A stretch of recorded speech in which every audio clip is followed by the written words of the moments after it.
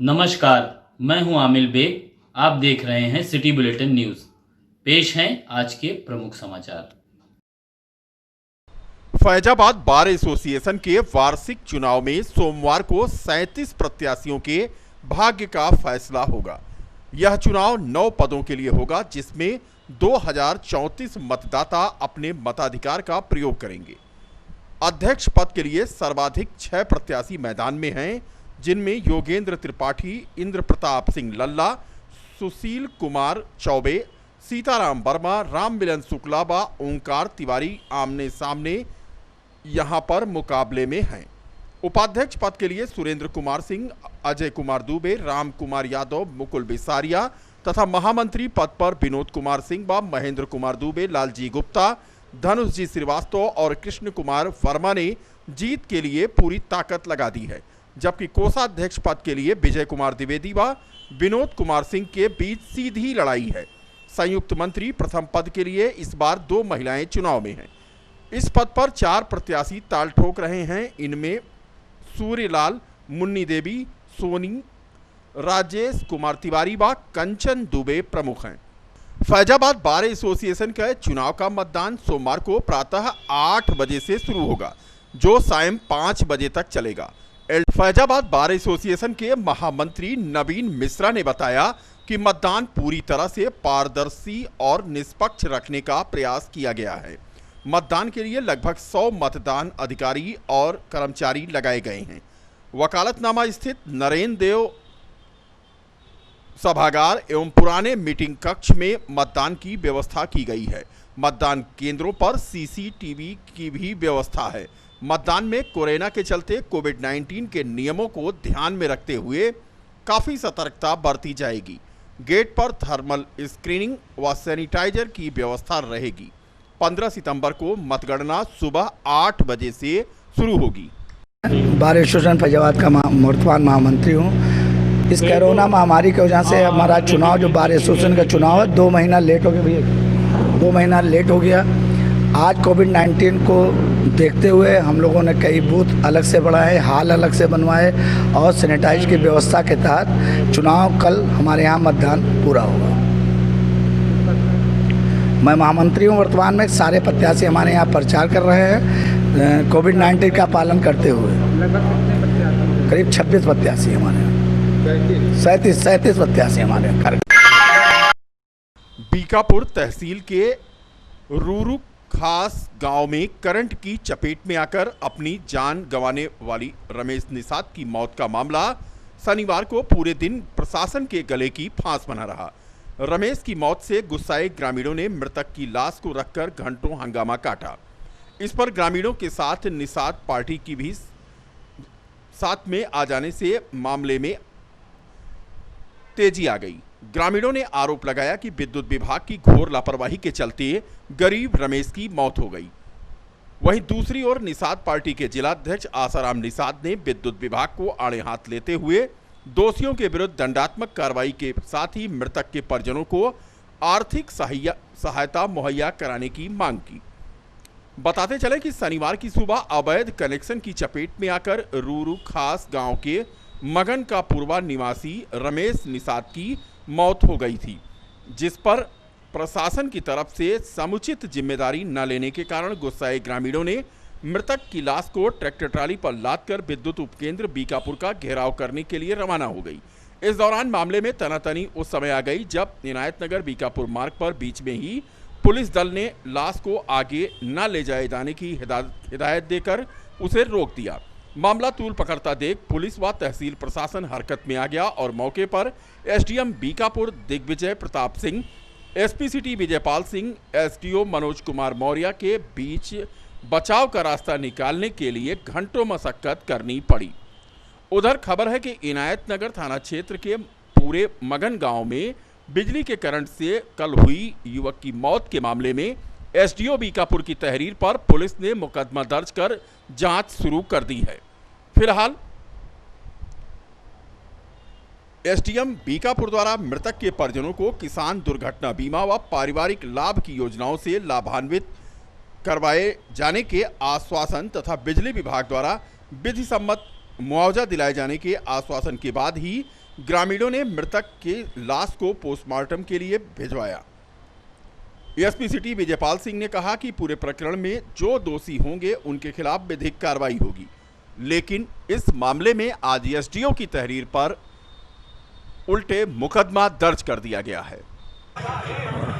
थाना इनायत नगर क्षेत्र में ये रमेश निषाद हैं, तो इनकी करंट लगने से डेथ हुई थी और गांव के लोग आक्रोशित होकर के एकत्रित हुए थे और इनके छोटे छोटे बच्चे हैं और इसमें जो हम लोग आए थे यहाँ पर इनके पारिवारिक स्थिति और जो भी इनको इनकी अनुमन आर्थिक सहायता है उसके लिए और विधिक कार्यवाही करने के लिए हम लोग यहाँ पर कर रहे हैं और इनका पंचायतनामा भी कराया जा रहा है। इनको जो भी इनकी आर्थिक मदद होगी वो और बच्चों के लिए और इसके अलावा इस प्रकरण में जांच करके विधिक कार्रवाई की। कोरोना काल में आर्थिक संकट से जूझ रहे शादी विवाह से संबंधित काम करने वाले लोगों ने अयोध्या मैरिज एसोसिएशन के बैनर तले एकत्र होकर अपने व्यापार संबंधी समस्याओं को दूर करने पर विचार विमर्श किया। अयोध्या मैरिज एसोसिएशन के पदाधिकारियों में शामिल अजीत ने बताया कि लॉकडाउन में जब से हम सबका काम धंधा बंद है, जिसके कारण हमारी आर्थिक स्थिति बिगड़ गई है।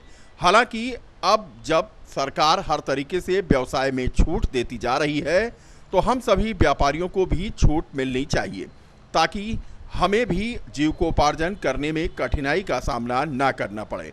उनका कहना है कि हम अपनी इन्हीं समस्याओं को लेकर पीएम मोदी के नाम एक ज्ञापन भी देंगे और मांग करेंगे कि जिस तरह से लगभग अन्य सभी व्यापारियों को व्यवसाय करने के लिए छूट दी गई है, उसी तर्ज पर हमें भी अपना व्यवसाय करने की छूट दी जाए, जिससे हम सभी व्यापारी कोविड-19 से बचाव के सभी गाइडलाइन का पालन भी करें और अपना व्यवसाय भी। कार्यक्रम में मुख्य अतिथि के रूप में शिरकत कर रहे व्यापारी नेता मनोज जायसवाल ने संस्था की तरफ से 3 लोगों को ठेला साइकिल व सिलाई मशीन भेंट कर उनका उत्साहवर्धन किया। इस दौरान टेंट, लाइट, कैटर, फूलमाली, marriage lawn, DJ, orchestra, band बाजा, सहनाई, घोड़ा बग्घी, एलईडी काउंटर, क्रॉकरी सर्विस, गुब्बारा, काफ़ी, कैमरा, पान काउंटर और अन्य लोग जो इस व्यवसाय से जुड़े थे वह सभी मौजूद थे। संस्था की तरफ से कार्यक्रम था यहाँ नीलकंठ गेस्ट हाउस में। इस संस्था के बैनर तले फैजाबाद जनपद के टेंट, लाइट, माली, कैटर, शादी ब्याह से जुड़े हुए सभी ट्रेड के लोग यहाँ पर एकत्रित हुए और उन्होंने यहाँ पर अपनी जो उनकी समस्याएं थी इस लॉकडाउन के दौरान उस समस्याओं को रखा और जो पूरे जनपद से व्यवसाय से जुड़े लोग हैं उन्होंने अपनी मांगों को रखा और किस तरीके से ये सामाजिक संस्था जो इनकी टेंट यूनियन की है, किस तरीके से आगे इनका कार्यकाल में क्या क्या सामाजिक काम करने हैं, इसको इन्होंने बताया। इन्होंने ये बताया कि जो हमारे व्यवसाय में जो हमारे रजिस्टर्ड साथी हैं उनको कहीं अगर गरीब व्यक्तियों की, गरीब बच्चियों की शादी के लिए यूनियन पूरी मदद करेगा, कहीं मेडिकल की दिक्कत आती है उसके लिए यूनियन मदद करेगा। आज का जो सबसे मुख्य कार्यक्रम यह था कि 20-25 वर्षों से चल रही एक मैरिज एसोसिएशन जो हमारे अयोध्या ज़िले में चलती थी, जिसने कोई भी सामाजिक कार्य नहीं किया, ना ही हमारे नीचे के लोग व्यापारियों के लिए कोई बड़ा काम किया। इसी को मद्देनज़र रखते हुए हम लोगों ने अयोध्या मैरिज एसोसिएशन सामाजिक संस्था का निर्माण किया। इसमें हम लोगों ने अपने लाइन से जुड़े गरीब भाइयों को सिलाई मशीन, ठेला जिसपे ढुलाई वाला ठेला, साइकिल देने का काम किया और माननीय मुख्यमंत्री, माननीय प्रधानमंत्री जी को डीएम के माध्यम से, सिटी मजिस्ट्रेट के माध्यम से, ज्ञापन के माध्यम से अपनी व्यथा बताई कि किस तरह हम सहालक लाइन का काम करने वाले व्यापारियों ने 6 महीने से 1 भी रुपए की कमाई कहीं भी नहीं की। हम लोगों का व्यापार साल में 365 दिन में 60 दिन ही चलता है, चूँकि शुभ लगन के माध्यम से ही चलता है। जिले के रौनाही थाना क्षेत्र के गांव कोला निवासी पीड़ित ने रिपोर्ट दर्ज कार्रवाई की मांग को लेकर के डीआईजी से मुलाकात करने के लिए उनके ऑफिस पहुंचे। उनका आरोप था कि कोला के रहने वाले हैं और ग्राम प्रधान के भाई उनसे रंजिश रखते हैं। उन्हीं के इशारे से पुलिस भी उनकी बात को नहीं सुन रही है। परसों जो है रात में करीब 8 बजे हम अपने दरवाजे पे बैठे हुए थे और पुलिस आई और हमको मारने लगी। हम ये भी नहीं समझ पाए कि हमें किस लिए मार रहे हैं और 4 लाठी मारा हमको। कप्तान साहब से मिलने आए थे, उन्होंने आश्वासन दिया कि इसकी जांच करके उचित कार्रवाई की जाएगी। परसों 10 तारीख को रात में लगभग 8:30 बजे हम अपने दरवाजे पर बैठे थे।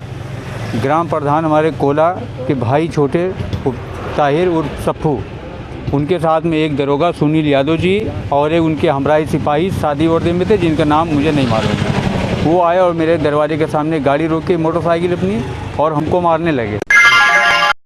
कोतवाली नगर क्षेत्र के चौक स्थित मधुर स्वीट के कारखाने में एक कर्मचारी की करंट लगने से मौत हो गई। शनिवार की शाम मृतक के परिजनों ने कारखाना मालिक के खिलाफ तहरीर दी। जिला हरदोई के थाना कछौना के गांव बरुआ हार निवासी पवनपाल उम्र 21 वर्ष पुत्र राजेंद्र कोतवाली नगर के चौक स्थित मधुर स्वीट के कारखाने पर काम करता था। कारखाने के ऊपरी हिस्से में रहता भी था। करीब 6 बजे कारखाने में चल रही मशीन की हैंडल में करंट उतरने से पवन झुलस गया। उसे जिला चिकित्सालय लाया गया जहां उसकी मौत हो गई। सुबह पुलिस ने शव को पोस्टमार्टम के लिए भेज दिया है। चौक प्रभारी यशवंत द्विवेदी ने बताया कि परिजनों ने मधुर स्वीट के मालिक पर लापरवाही का आरोप लगाते हुए तहरीर दी है। कभी हां तो कभी ना, तो कभी ना ही ना। जी हां, हम बात कर रहे हैं बीएसएनएल नेटवर्क खजुराहट की। नेटवर्क के माध्यम से पूरे भारत को जोड़ने के वादे के साथ अर्ज से फर्श तक का सफर करने वाली बीएसएनएल इन दिनों तमाम क्षेत्रों में अपनी सेवाओं को लेकर अपनी विश्वसनीयता खोती जा रही है। खजुराहट बीएसएनएल ऑफिस का ताला तो कभी खुलता ही नहीं है। ऐसे में यहां लगे टावर उपभोक्ताओं को क्या सेवा देते होंगे, अंदाजा आप लगा सकते हैं। उपभोक्ताओं का कहना है कि घोर लापरवाही के चलते बीएसएनएल की सेवाएं आए दिन ध्वस्त रहती हैं, जबकि करीब साल भर से यहां पर नेटवर्क के साथ आंख मिचोली चल रही है। अब बीएसएनएल उपभोक्ताओं को जब यह विश्वास हो गया है कि बीएसएनएल नेटवर्क सेवाएं अब बहाल होने से रहीं, तो उपभोक्ताओं ने खरी खोटी सुनाते हुए बीएसएनएल को बाय बाय करने का मन बना लिया है। जब इस विषय पर खजुराहट में स्थापित बीएसएनएल कार्यालय पर संपर्क करने की कोशिश की गई तो पता चला कि यहां कभी कभार कर्मचारी आते हैं और कुछ देर रुकने के बाद पुनः वापस चले जाते हैं। कहावत है कि औलाद के लिए उसका बाप सबसे बड़ा रक्षक होता है, लेकिन जब रक्षक ही भक्षक बन जाए तो सहारा केवल भगवान का बचता है। हाथीगो गांव में पिता पुत्री का ऐसा ही चेहरा सामने आया है, जिसमें समाज के रोंगटे खड़े हो गए। रिश्तों को तार तार कर देने वाली यह वारदात बीकापुर से हमारे संवाददाता द्वारा भेजी गई है। गुरुवार की रात करीब 8 बजे गांव की एक 20 वर्षीय लड़की ने स्थानीय पुलिस को सूचना दी कि उसके पिता उसके साथ 2 वर्षों से अवैध संबंध बनाए हुए हैं। घटना की संवेदनशीलता को देखते हुए हैदरगंज थाने की पुलिस ने एक्शन लिया और दोषी पिता के विरुद्ध बलात्कार समेत उत्पीड़न की धाराओं का मुकदमा पंजीकृत करके उसे गिरफ्तार कर लिया। जेल के सलाखों के पीछे पहुंच गया रिश्तों को तार तार करने वाला पिता। एसपी ग्रामीण ने बताया कि इस मामले में पीड़िता का परीक्षण करा के जांच की जा रही है। थाना हैदरगंज में एक प्रार्थना पत्र प्राप्त हुआ था, जिसमें एक पीड़िता लड़की है जो बालिग है। उसने ये आरोप लगाया था कि उसके पिता ने ही पिछले काफ़ी दिनों से उसके साथ दुष्कर्म किया है और इसमें विधिक कार्रवाई की जाए। इस तहरीर पर थाना हैदरगंज में 376 और 506 IPC में तत्काल अभियोग पंजीकृत कर लिया गया और इसमें पीड़िता की डॉक्टरी कराई जा रही है और अभियुक्त को भी इस प्रकरण में गिरफ्तार कर लिया गया है, जो उसका पिता है, और अन्य साक्ष्य संकलन और विधिक कार्यवाही इस पर की जा रही है। शीघ्र ही इसका अंतिम निस्तारण कर दिया। आज के लिए बस इतना ही। कल फिर मिलेंगे इसी समय इसी चैनल पर। तब तक के लिए अपना ध्यान रखें, सुरक्षित रहें।